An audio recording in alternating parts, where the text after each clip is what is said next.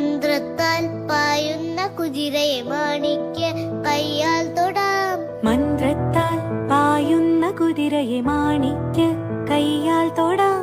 ഗന്ധർവൻ പാടുന്ന മതിലകം ഇവരാണ് ഈ പാട്ട് പാടിയത്.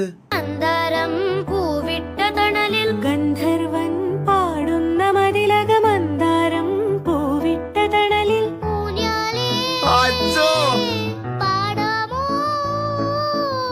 ഊഞ്ഞാലേ പാടാമോ? മാനത്തെ മാമന്റെ തളികയിൽ മാമുണ്ണാൻ പോകാമോ നമുക്കിനി? സീൻസ് ആണല്ലേ.